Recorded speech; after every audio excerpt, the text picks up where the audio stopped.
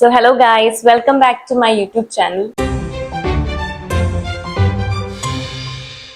Actually ഞാനിങ്ങനെ long videos ഇടുന്നത് ഭയങ്കര ചുരുക്കമാണ്. കാരണം എനിക്ക് ഒന്നാമത്തെ കാര്യം എനിക്ക് ലോങ് വീഡിയോസ് എഡിറ്റ് ചെയ്യുന്നത് ഭയങ്കര മടിയുള്ള കാര്യമാണ്. ഏറ്റവും മടിയുള്ള കൂട്ടത്തിലാണ് ഞാൻ. അപ്പൊ എനിക്ക് ലോങ് വീഡിയോസ് ഇടുന്നത് ഭയങ്കര മടിയാണ്.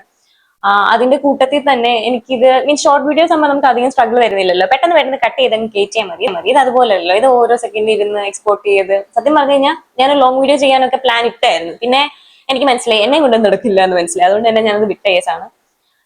അപ്പൊ ഇന്നത്തെ നമ്മുടെ സെക്ഷൻ എന്ന് പറയുന്നത് ഇത് കണ്ടല്ലേ, ഇത് എന്താണ് ഞാൻ ചെയ്തത്, എന്റെ മുടി ഞാൻ എന്താ ചെയ്തതെന്ന് എന്നോട് കുറെ പേര് Q&A-യിലും അല്ലാണ്ട് എന്റെ ഫ്രണ്ട്സ് ചെയ്ത് കഴിഞ്ഞപ്പോഴും റീസെന്റ് ഫോട്ടോസിലും ഒക്കെ എന്നോട് ചോദിക്കുന്നുണ്ടായി ഞാൻ എന്താ എന്റെ മുടിയെ ചെയ്തതെന്ന്. സത്യം പറഞ്ഞാൽ എന്റെ മുടി ഒരു വിഗ് വെക്കാനുള്ള മുടിയുടെ അത്രയും പൊഴിയുന്നുണ്ടായിരുന്നു. നേരത്തെ എന്റെ മുടി നിങ്ങൾക്ക് അറിയായിരിക്കും, നല്ല നീളം ഉണ്ടായിരുന്നു. അത് മാത്രമല്ല അത്യാവശ്യം മീൻസ് ഇങ്ങനെ സിൽക്കി സ്മൂത്ത് ഒന്നും ആയിട്ടല്ല കിടക്കുന്നത്. അത്യാവശ്യം കേളിലും കാര്യങ്ങളൊക്കെ ഉള്ള മുടിയായിരുന്നു എന്റെ. ആക്ച്വലി അമ്മയ്ക്ക് അത്രയും മുടി ഉണ്ടായിരുന്നു, അനിയത്തിക്ക് മുടിയുണ്ട്. എല്ലാവർക്കും ആ ഒരു മുടി ഉള്ളതുകൊണ്ടാണ് ആ രീതി. ഞാൻ പ്രത്യേകിച്ച് ഒന്നും ചെയ്യാറില്ല. നിങ്ങൾ ഈ പറയുന്ന ഹെയർ കെയർ റുട്ടീനോ അങ്ങനെ സാധനം എണ്ണ തേച്ച് കൊടുക്കും. അത് വീക്ക്ലി ചിലപ്പോൾ ഒരു 2 അത്രേ ഉള്ളൂ. അല്ലാണ്ട് ഞാൻ എന്റെ മുടി വളരാൻ വേണ്ടി ഒന്നും ചെയ്തിട്ടില്ല. ഒന്നാമത്തെ കാര്യം ബിസി ഷെഡ്യൂളും കാര്യങ്ങളൊക്കെയാണ്, നൈറ്റ് ഷിഫ്റ്റ്, ഡേ ഷിഫ്റ്റ്. അപ്പം ഞാൻ വിചാരിച്ചു ഞാൻ അതിന്റെ കാരണത്താലായിരിക്കും എന്റെ മുടി കൊഴിയുന്നതെന്ന് വിചാരിച്ചിരിക്കും. അപ്പൊ ഞാനൊരു ഹെയർ ട്രീറ്റ്മെന്റിന് വേണ്ടി അടൂരുള്ള അലോറ യൂണിസെക്സ് സലൂണിൽ പോയി. അപ്പൊ അവിടെ ചെന്നപ്പോൾ ഞാനൊരു ഹെയർ സ്പാ മാത്രമേ പറഞ്ഞിട്ടുണ്ടായിരുന്നുള്ളൂ. അവിടെ ചെന്നപ്പം പക്ഷെ എന്റെ മുടി മീൻസ് പൊഴിയുന്ന രീതി കണ്ടിട്ട് അവര് പറഞ്ഞു ഇങ്ങനെ പോയാൽ ശരിയാവില്ല, എന്തെങ്കിലുമൊക്കെ ചെയ്യണം എന്ന് പറഞ്ഞു. അങ്ങനെ ആദ്യം ഞാൻ ചെയ്ത പരിപാടി ഈ മുടി വെട്ടി തുണ്ടം കണ്ടിച്ചു എന്നുള്ളതാണ്. അങ്ങനെ ഒരു ലെയർ അടിച്ചു, ഞാൻ ലോങ് ലെയർ അടിച്ചു. അത് കഴിഞ്ഞ് ഒരു ഏപ്രിൽ ഫസ്റ്റ് വീക്ക് ഒക്കെ ആയപ്പോഴത്തേനും ഞാൻ ചെന്ന് ബൊട്ടോക്സ് ട്രീറ്റ്മെന്റ് ചെയ്തു. ബൊട്ടോക്സ് ചെയ്തു എന്ന് പറയുന്നതിനെക്കാട്ടിലുപരി എന്റെ മുടി പൊഴിച്ചിലായിരുന്നു ഏറ്റവും വലിയ. ഞാൻ ചെയ്യാൻ പ്ലാൻ ഇട്ടല്ലായിരുന്നു, എങ്കിലും എന്റെ മുടി പൊഴിയുന്ന കണ്ടപ്പോഴത്തേനും ലൈക്ക് ഷിഡ് ബി കെയർഡ്. അപ്പൊ അതുകൊണ്ട് ബൊട്ടോക്സ് ഒരു പ്രോട്ടീൻ ട്രീറ്റ്മെന്റും കൂടെ ആയതുകൊണ്ട് ബാക്കി സംഭവങ്ങളൊക്കെ എനിക്ക് ചെയ്യാൻ ഭയങ്കര മടിയായിരുന്നു. എനിക്കൊരു പെർമനന്റ് ലുക്ക് ഒന്നും വേണമെന്നില്ലായിരുന്നു. അപ്പൊ ബൊട്ടോക്സ് ചെയ്താൽ നിങ്ങൾക്ക് എല്ലാവർക്കും അറിയാമായിരിക്കും, മേ ബി ഒരു 2 to 3 months സംഭവം നിൽക്കുള്ളൂ. നമ്മൾ മെയിൻറ്റെയിൻ ചെയ്യുന്ന അനുസരിച്ചിരിക്കും അവരുടെ പോസ്റ്റ് കെയർ പ്രൊഡക്ട്സും പിന്നെ അതിനനുസരിച്ചുള്ള മെയിൻ്റെനൻസ് ഒക്കെ പോയാൽ മാത്രമേ നമുക്ക് നല്ലപോലെ മുടി കിടക്കുള്ളൂ. ആദ്യമൊക്കെ ഇത് സ്ട്രേറ്റ് ആയി കിടന്നപ്പോൾ എനിക്ക് പേടിയായിരുന്നു, ഇത് മിനി സ്ട്രേറ്റ് മുടി ആയിരിക്കും, കാരണം സ്ട്രേറ്റ് മുടി എനിക്ക് ചേരില്ല. അപ്പൊ ഇപ്പം പക്ഷെ ഞാൻ സാറ്റിസ്ഫൈഡ് ആണ്.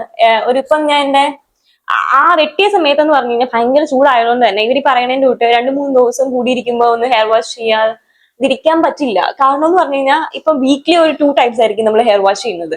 അപ്പൊ അന്നത്തെ ഒരു ചൂട് വെച്ച് നോക്കുവാണെങ്കിൽ നമ്മൾ ഈ 2 times എന്നുള്ളത് എങ്ങനെയായാലും ഒരു 3 to 4 വരും വീക്ക്ലി. കാരണം അത്രയ്ക്ക് വേർപ്പ് തങ്ങി നിൽക്കും. And I can't tolerate that. അപ്പം പിന്നെ ചിലർ പറഞ്ഞു കേട്ടിട്ടുണ്ട് ഈ ബൊട്ടോക്സ് ചെയ്ത് കഴിയുമ്പോഴത്തേനും മുടി ഭയങ്കരമായിട്ട് പൊഴിയും. പക്ഷെ കമ്പാരിറ്റീവ്ലി ടു ദ നെക്സ്റ്റ് അങ്ങനെ വെച്ച് കഴിഞ്ഞാൽ പ്രീവിയസ് തിങ് എന്റെ മുടി ഭയങ്കരമായിട്ട് ഡാമേജ്ഡ് ആയിരുന്നു. അതൊരു കാര്യം. ആ ഡാമേജ് ഫ്രീ ആയിട്ടുണ്ട്. അത് മാത്രമല്ല പൊഴിച്ചിൽ കുറഞ്ഞിട്ടുണ്ട്. സീരിയസ്ലി പറയുവാണെങ്കിൽ അങ്ങനെയല്ല, എങ്കിലും പൊഴിഞ്ഞിട്ടുണ്ട്, മീൻസ് കുറഞ്ഞിട്ടുണ്ട്. ആൻഡ് അതാണ്. പിന്നെ ഈ ബൊട്ടോക്സ് ചെയ്യുന്നവരോട് ഞാൻ പറയാൻ പോകുന്ന കാര്യം എന്ന് പറഞ്ഞു കഴിഞ്ഞാൽ do post care products, means post care products അവർ തരുമായിരിക്കും, പോസ്റ്റ് കെയർ അവർ പറയുമായിരിക്കും. ഇതൊക്കെ നല്ല അടിപൊളിയായിട്ട് ചെയ്യുക. എങ്കിൽ മാത്രമേ ഒരു 3 months എങ്കിലും നിങ്ങളുടെ ഈ മുടി ഇങ്ങനെയല്ല, സോറി ഞാൻ എന്നെ വെച്ചല്ല പറയുന്നത്, അങ്ങനെയൊക്കെ കിടക്കുള്ളൂ. പിന്നെ Botox just and protein treatment. അപ്പം വലിയതായിട്ട് പ്രതീക്ഷിക്കാനൊന്നും പോലും. ഞാൻ ഈ ട്രീറ്റ്മെന്റ് ചെയ്തത് ജസ്റ്റ് ഒരു 699 എന്നാണ്. അവർക്കൊരു ഓഫർ പ്രൈസ് ഉണ്ടായിരുന്നു, എല്ലാം കൂടെ കൂട്ടി, post care products everything involved. അപ്പം ചെയ്തത് and I think it's really manageable. ഇപ്പൊ പെട്ടെന്ന് പോവാണെങ്കിൽ ഒരു നഴ്സസ് എന്ന രീതി ഞാൻ പറയാം. ഇപ്പൊ ഞാൻ ഒരു RN ആണ്.